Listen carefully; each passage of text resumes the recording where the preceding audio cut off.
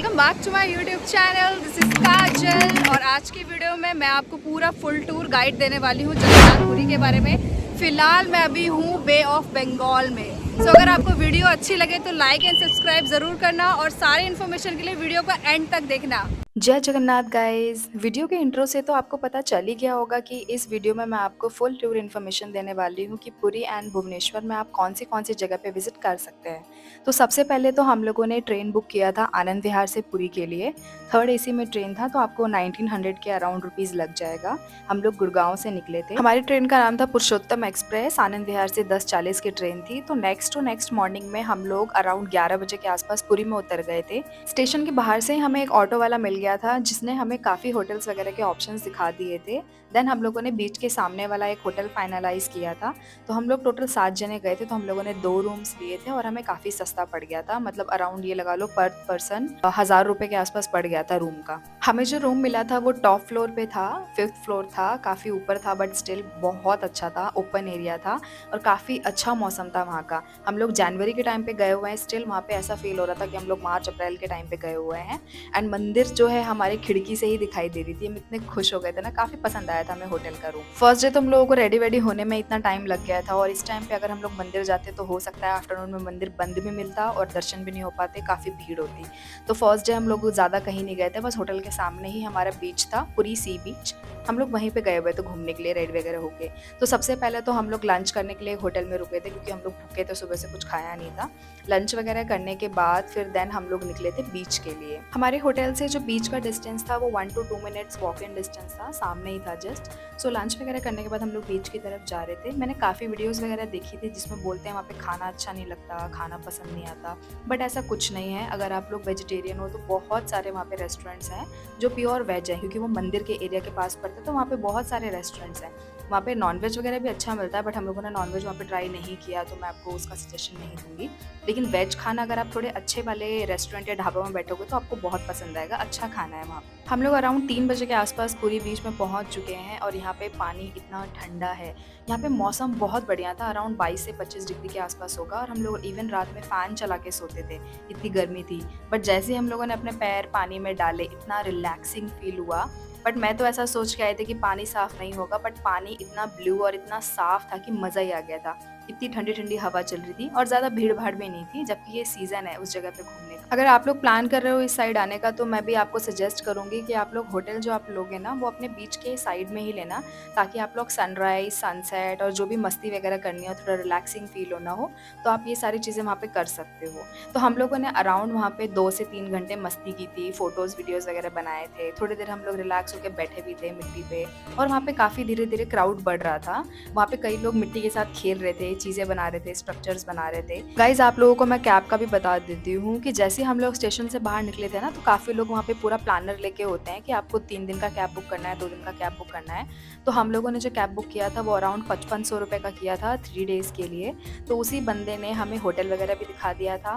Then हमें second day भी उसने पूरा हमें घुमा दिया था, मंदिर हो गया, चिलिका लेक हो गया एंड देन थर्ड डे पे भी उसने हमें पूरा घुमा के कोणार्क एंड पूरा भुवनेश्वर वगैरह का जो एरिया है उसने फिर हमें स्टेशन पे ड्रॉप कर दिया था। तो 5500 रुपये में हम लोगों ने 7 जनों ने आराम से सारी चीज़ें बुक करके पूरा घूम लिए थे। तो आप लोग भी ऐसे बुक कर सकते हो। बीच पे वहाँ पे घूमने के बाद हम लोगों ने वहाँ पे कुछ लोकल बंदे थे उनसे पूछा था कि ध्वजा परिवर्तन कब होता है, तो कई लोगों ने बोला 5 बजे होता है, कई लोगों ने बोला 5:15 बजे होता है। तो हम लोग शाम को बीच के बाद डायरेक्ट मंदिर में गए, बट वहाँ पे 4:30 बजे ही ध्वजा परिवर्तन हो चुका था। तो हम लोग वो मिस कर गए, हमने देखा ही नहीं, उसका काफ़ी हमें बुरा लगा। बट ठीक है, उसके बाद हम लोगों ने, हमारे पास काफ़ी टाइम था तो हम लोग मंदिर से अपने होटल तक पैदल ही जा रहे थे। आधा घंटे तक हम लोग पैदल चले। देन हम लोगों ने वहाँ पे गोलगप्पे खाए थे, काफ़ी टेस्टी गोलगप्पे हैं इनके, बीच के पूरी बीच के साइड में ये लगाते हैं। आप लोग भी ट्राई करना है इसका। गोलगप्पे एंजॉय करने के बाद हम लोग पहुँचे अपने होटल में। होटल में थोड़ा सा रेस्ट किया, चेंज वेंज किया। उसके बाद हम लोग गए थे डिनर पे। डिनर वगैरह करने के बाद नेक्स्ट डे हम लोग रेडी वेडी होके मंदिर के लिए निकल चुके थे। तो ये देखो हम सब रेडी हो चुके हैं और कैब वाला आ चुका था टाइम पे ही। तो सुबह अराउंड 7:30 के आसपास हम लोग निकल रहे थे ताकि हम लोगों को ज़्यादा भीड़ ना लगे। तो हम लोग जो पहुँचे थे मंदिर, उस दिन ट्यूसडे था, वीकडे था, तो इतनी भीड़ नहीं थी। अराउंड हमें 1 से 1.5 घंटे के अंदर अंदर लाइन में लग के दर्शन हो गए थे। तो जैसे ही गाइज़ आप लोग मंदिर पहुँचोगे ना, तो वहाँ पे आप लोगों को फ़ोन, लेदर के बेल्ट्स, जूते वगैरह ये सब अलाउड नहीं है। लेदर के कोई भी आइटम अलाउड नहीं है, पर्स वगैरह, वॉलेट वगैरह कुछ भी नहीं।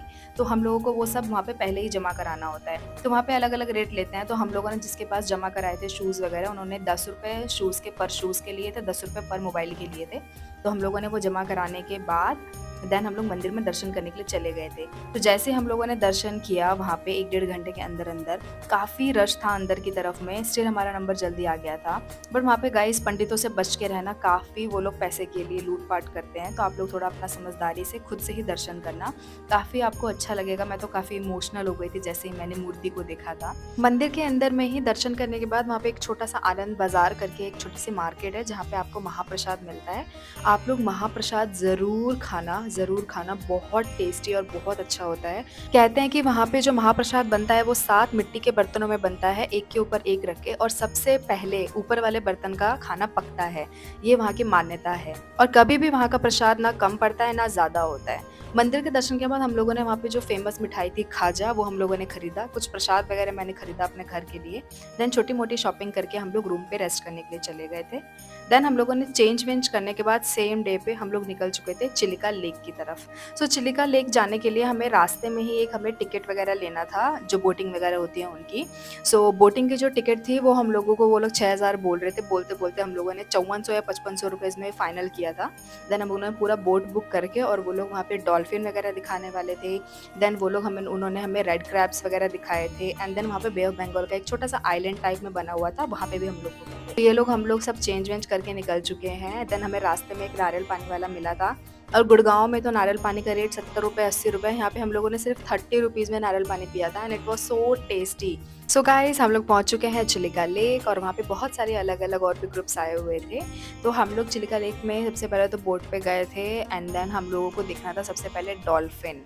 बट हम लोगों ने काफ़ी वेट किया डॉल्फिन के लिए, बट हमें एक भी डॉल्फिन दिखाई नहीं दी। जो हमारे पास जो हमारा ड्राइवर था, जो नाव चला रहा था, उसने बोला था कि यहाँ पे नाव के शोर की वज़ह से डॉल्फिन बाहर आ नहीं रहे। बट हम लोगों ने आधा 1 घंटा काफ़ी देर वेट किया, एक भी डॉल्फिन दिखाई नहीं दिया। फिर हम लोगों ने सोचा छोड़ो यार, इतना क्या टाइम वेस्ट करना, हमें पूरा दिन और घूमना है।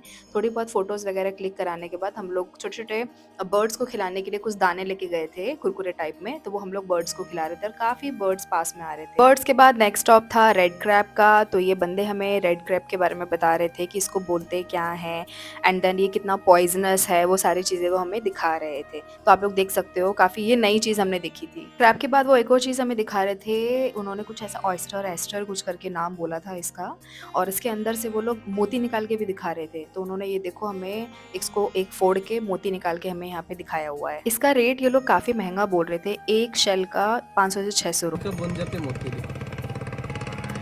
हाँ भाई, ये रहा। ये होते रियल मोती होता, असली मोती होते। देखो हाथ में, देखो महसूस करो। चलो डॉल्फिन तो दिखा नहीं, रेड क्रैब्स देख लिए, एक हमने शेल देख लिया, ऑयस्टर, एंड देन हमें बर्ड्स वगैरह तो देखते ही रहते हैं। सो ये सारी चीज़ें देखने के बाद हमें नेक्स्ट स्टॉप पे उतारा था बे ऑफ बंगाल की साइड हम लोग जा रहे थे। वो वाला पूरा बीच टाइप में था, आइलैंड टाइप बोल रहे थे वो लोग। सो हम लोगों ने सोचा पहले आइलैंड वगैरह घूम के आ जाते हैं, देन हम लोग लंच करेंगे। काफ़ी भूख लगने लग गई थी और दोपहर भी थी। यहाँ पे मेरी फ्रेंड्स वगैरह ना छोटे-छोटे शेल्स वगैरह इकट्ठे कर रहे थे, क्योंकि उनको अपने घर लेके जाना था as a memory. Going to Bay of Bengal with With the way of Bengal. Hey guys, this is काजल और मेरे साथ है आकांक्षा, और हम लोग जा रहे हैं Bay of Bengal. What is this बदतमीजी? साथ में कोई और भी है पीछे, हाँ अब याद आ रहा है। जो चुप ही नहीं होके दे रहा। जो हमारे वीडियो में जबरदस्ती आ रहा है। चलो हम लोग पहुंच गए बे ऑफ बंगाल के बीच पे। ज़्यादा भीड़ नहीं थी, कम ही लोग थे, और काफ़ी अच्छा मौसम था। जब हम लोग गुड़गांव से निकले थे तो वहाँ पे मिनिमम टेम्परेचर 6 से 7 डिग्री था, एंड मैक्सिमम वहाँ पे 16-17 डिग्री था। और जब हम लोग यहाँ पे पहुँचे तो यहाँ पे मिनिमम ही 17-18 डिग्री था, और मैक्सिमम यहाँ पे 23 से 25 के आसपास था। तो हमारे लिए काफ़ी चेंज था मौसम में, बट इतनी अच्छी ठंडी हवा आ रही थी, बिल्कुल भी फील नहीं हो रहा था, और गर्मी भी इतनी नहीं लग रही थी, बियरेबल था।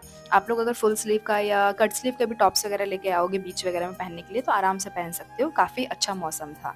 सो हम लोगों ने वहाँ पे काफ़ी एंजॉय किया बे ऑफ बंगाल के बीच पे, और 2 दिन तो हो गए थे हमें बीच देखते हुए, और नेक्स्ट डे भी हमें बीच के पास ही जाना था। तो मैक्सिमम आपको वहाँ पे घूमने के जो पॉइंट्स मिलेंगे वो बीच के आसपास ही मिलेंगे। देन ये मेरे दोनों भाइयों ने ये बाइक राइड वगैरह ट्राई किया था, तो 300 रुपीज़ लिए थे 2 जनों के। ये सारी चीज़ें करने के बाद हम लोगों ने फिर वापस जाना था लंच के लिए, क्योंकि काफ़ी भूख लगने लग गई थी। और खाना वगैरह जो है ना उस तरफ आपको ज़्यादा मिलेगा नहीं, तो आप लोग कोशिश करना कि लंच करके आना, या फिर आप कुरकुरे चिप्स वगैरह खरीद के लेके आना। देन हम लोगों ने लंच में वहाँ पे मैगी वगैरह लिया था, चाय वगैरह पिया, कॉफ़ी वगैरह पिया, एंड हम लोगों ने भेलपूरी भी लिया था। लंच वगैरह करने के बाद हम लोग निकल चुके हैं वापस अपने रूम के लिए।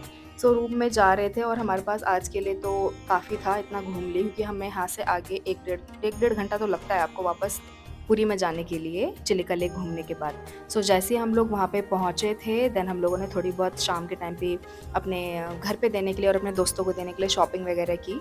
देन ट्यूसडे था, तो हम लोगों ने सोचा कि चलो यार हनुमान जी के दर्शन भी कर लेते हैं। वहीं पे पास में ही बेड़ी हनुमान टेम्पल भी है, जो वहाँ पे भी एक उनकी अलग स्टोरी है। वहाँ पे हनुमान जी को चेन में जंजीर से बांधा हुआ है। तो वो सारी चीज़ें घूमने के बाद हम लोग गए डिनर करने के लिए। डिनर में काफ़ी भीड़ थी। देन हम लोग दूसरे ढाबा में गए थे वहाँ पे खाने के लिए। वहाँ पे हम लोगों ने खाना वाना खाया। अगले दिन मॉर्निंग में हम लोग चले गए थे सनराइज़ देखने के लिए। गाइस, सनराइज़ बिल्कुल मिस मत करना, इतना गरम-गरम पानी आ रहा था समुद्र की लहरों से। सनराइज़ देखने के बाद हम लोग अपने होटल पे जाके चेंज वगैरह किया, नहा धो के, फ्रेश वगैरह होके। देन हम लोगों ने ब्रेकफास्ट किया, और आज का हमारा जो था वो लास्ट था डे। देन हम लोगों को रात में ट्रेन पकड़नी थी, Purushottam Express again from Bhubaneswar to Anand Vihar के लिए। सो हम लोग वहाँ पे 2-3 जगह कवर करने वाले थे सेम डे पे। तो सबसे पहले तो हम लोग कोणार्क बीच साइड गए थे। कोणार्क बीच पे काफ़ी रश था, एंड क्योंकि आज यहाँ पे मकर संक्रांति भी थी तो लोगों की छुट्टी थी, तो जो लोकल बंदे भी थे वो लोग भी एज अ टूरिस्ट घूमने के लिए आए हुए थे। सो कोणार्क बीच में हम लोगों ने थोड़ा सा मस्ती वगैरह की, फ़ोटोज़ वगैरह क्लिक कराई, और आगे के जो हमें जगह कवर करने हैं, धौली जाना है, देन हमें कोणार्क सन टेम्पल जाना है, 1-2 मंदिर के भी दर्शन करने हैं। वो आपको आगे मैं धीरे-धीरे करके इस वीडियो में आगे दिखाती रहूँगी।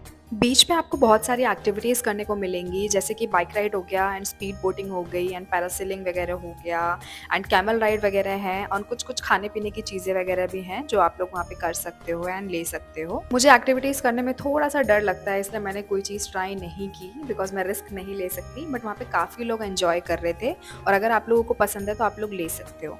सो कोणार्क बीच से एग्जिट करने के बाद हम लोग नेक्स्ट स्पॉट पे गए थे, जो है sun temple, Konark sun temple, जो कि आप लोगों ने देखा होगा 10 के नोट पे भी उसकी रथ के पहिए की फ़ोटो छपी हुई है। वो मैं आपको आगे कंटिन्यू में दिखाऊँगी।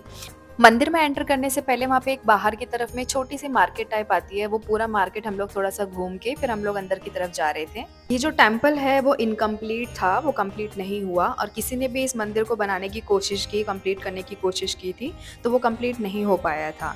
सो हम लोगों ने वहाँ पे एंट्री की थी, और एंट्री के लिए वहाँ पे टिकट लेना पड़ता है। वैसे तो मैंने 50 रुपीज़ सुना था, बट वहाँ पे अभी अंदर में अलाउड नहीं था जाना, तो हम लोगों ने वहाँ पे 35 रुपीज़ पर पर्सन का टिकट लिया था। वहीं पे आप जहाँ पे एंट्री करोगे ना, उसके साइड में एक छोटा सा स्कैनर लगा होता है, तो स्कैनर से आप लोग ऑनलाइन ही टिकट परचेज कर सकते हो। दूसरा ऑप्शन ये है कि अगर आप लोग ऑनलाइन ना लेकर ऑफलाइन टिकट लेना चाहते हो, तो वहाँ पे काउंटर्स वगैरह बने हुए हैं, बट वहाँ पे काफ़ी लंबी लाइन थी, तो टाइम कंज्यूमिंग है काफ़ी, इसलिए हमने ऑनलाइन ही ले लिया था। मकर संक्रांति थी तो उसकी वजह से काफ़ी रश था, तो हम लोग आगे आगे जा रहे थे। तो पहले हम लोगों ने कुछ फ़ोटोज़ वीडियोज़ वगैरह क्लिक कराई थी, देन हम लोग अंदर एंट्री कर रहे थे। तो एक एक करके हम लोग टोटल 7 टिकट हमने परचेज़ किया था, तो सारे टिकट्स को स्कैन करके हम लोगों ने एंट्री कर ली थी। एंट्री करने के बाद हम लोगों ने देखा कि ये जो टेम्पल है वो पूरा एक रथ के स्ट्रक्चर में बना हुआ है, जिसमें अराउंड 24 पहिए हैं। सो वहाँ पे देखा कि काफ़ी ज़्यादा ये इन्होंने कोई छेड़खानी नहीं की है, जैसा मंदिर ओरिजिनली बनाया था वैसा ही रखा हुआ है, और काफ़ी अच्छी जगह, और काफ़ी अगर हम हिस्ट्री के बारे में जानना चाहें तो वहाँ पे हम जान सकते हैं। सन टेम्पल के बैक साइड में ही वहाँ पे एक छोटा सा मंदिर बना रखा था सूर्य देवता का, तो हम सब लोगों ने वहाँ पे भी दर्शन किए। कहा जाता है कि जब इस मंदिर का स्ट्रक्चर बनाया जा रहा था, तो उस टाइम पे उन्होंने कंस्ट्रक्शन के टाइम पे एक काफ़ी हैवी टन का चुंबक का भी यूज़ किया हुआ है, इसलिए आज तक कोई भी जो एरोप्लेन वगैरह है वो इस मंदिर के ऊपर से नहीं गुजर पाती है, क्योंकि वो डिसबैलेंस हो जाता है। ये चक्र की मैं बात कर रही थी, जो कि आपके 10 के नोट में आप लोगों ने नोटिस किया होगा। मंदिर कंप्लीट घूमने के बाद हम लोगों ने एग्जिट किया। एग्जिट करने के बाद थोड़ा बहुत हम लोग मार्केट में घूमे थे, देन हम लोगों ने वहाँ पे गोला वगैरह छोटी छोटी चीज़ें वहाँ पे खाई थी, एंड वहाँ पे काफ़ी ड्राई फ्रूट्स वगैरह भी मिल रहे थे, बट मैं आपको सजेस्ट करूँगी कि वो ड्राई फ्रूट्स वगैरह मत खरीदना, ऐसे रेडी से बहुत ही बेकार क्वालिटी का होता है। हम लोगों ने कुछ लेने का सोचा, बट हमने बाद में देखा कि वो बहुत ही ख़राब क्वालिटी का था, तो हम लोगों ने छोड़ दिया। उसके बाद हम लोगों ने मंदिर के दर्शन दर्शन के बाद नेक्स्ट स्टॉप में आए हैं हम लोग धौली टेम्पल, जो कि महात्मा बुद्ध का टेम्पल है। सो वहाँ पे धौली टेम्पल से पहले एक शिव मंदिर पड़ता है, उसके बैक साइड में वो टेम्पल है। तो शिव मंदिर में मकर संक्रांति की वजह से काफ़ी भीड़ थी, तो सबसे पहले तो हम लोगों ने शिव मंदिर में दर्शन किए। चलो एक चीज़ तो अच्छी थी कि हम लोग बहुत शुभ दिन में मंदिर के ही सारे दर्शन कर रहे थे।